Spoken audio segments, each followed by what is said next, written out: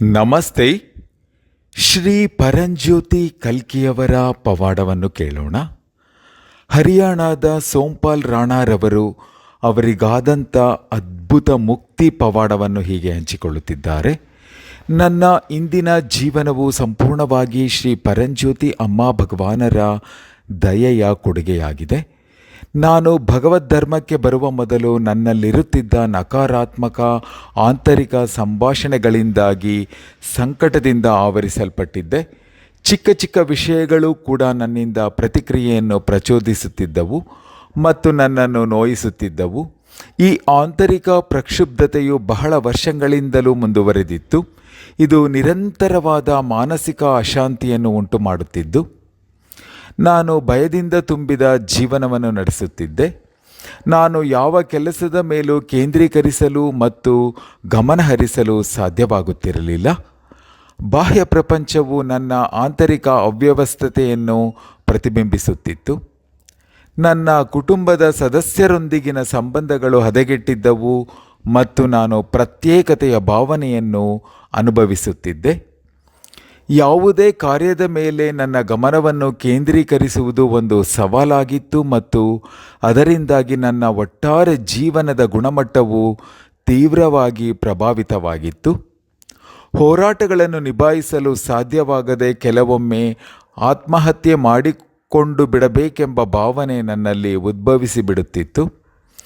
ನಾನು ಕೆಲಸದಲ್ಲಿ ನನ್ನ ಕಿರಿಯ ಮತ್ತು ಹಿರಿಯ ಸಹೋದ್ಯೋಗಿಗಳ ಬಗ್ಗೆ ಅಸೂಯೆ ಹೊಂದಲು ಪ್ರಾರಂಭಿಸಿದೆ.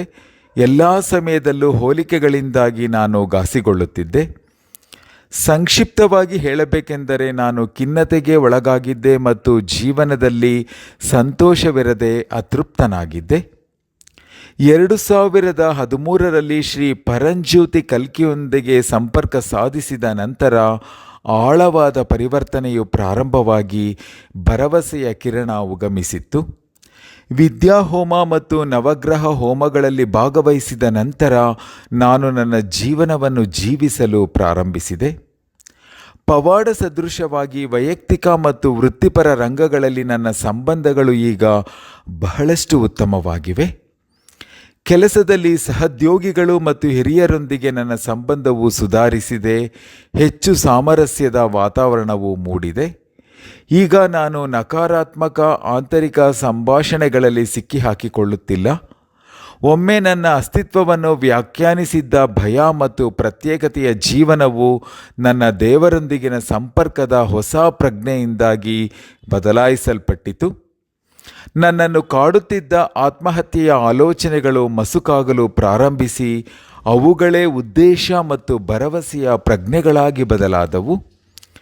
ಕೆಲಸದ ಬಗ್ಗೆ ನನ್ನ ದೃಷ್ಟಿಕೋನವು ಬದಲಾಯಿತು ಮತ್ತು ನಾನು ನನ್ನ ವೃತ್ತಿಪರ ಪ್ರಯತ್ನಗಳಲ್ಲಿ ಗಮನವನ್ನು ಕಂಡುಕೊಂಡು ಮತ್ತು ಅದನ್ನೆಲ್ಲ ನೆರವೇರಿಸುವುದನ್ನು ಪ್ರಾರಂಭಿಸಿದೆ.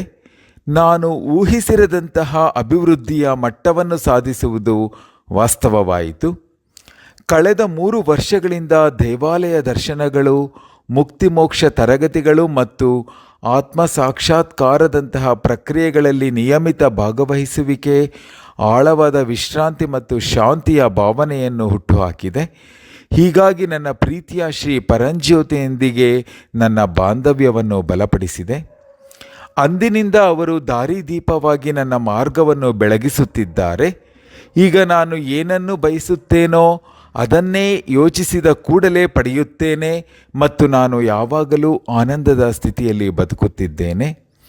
ನನ್ನ ಜೀವನದಲ್ಲಿ ಪ್ರತಿದಿನ ನಡೆಯುವ ಪವಾಡಗಳಿಗೆ ನಾನು ಸಾಕ್ಷಿಯಾಗುತ್ತಿದ್ದಂತೆ ಕೃತಜ್ಞತೆಯು ನನ್ನ ಹೃದಯವನ್ನು ತುಂಬುತ್ತದೆ. ನಾನು ಪ್ರತಿ ಜೀವಿಗಳಲ್ಲೂ ಬೇಷರತ್ತಾದ ಪ್ರೀತಿಯನ್ನು ಅನುಭವಿಸುತ್ತಿದ್ದೇನೆ.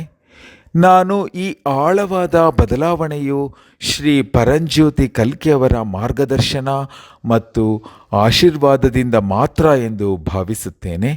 ಶ್ರೀ ಪರಂಜ್ಯೋತಿ ನಿಮಗೆ ಧನ್ಯವಾದಗಳು. ಪರಮಕರುಣಾ ಪರಂಜ್ಯೋತಿಗೆ ಜಯವೆನ್ನಿ.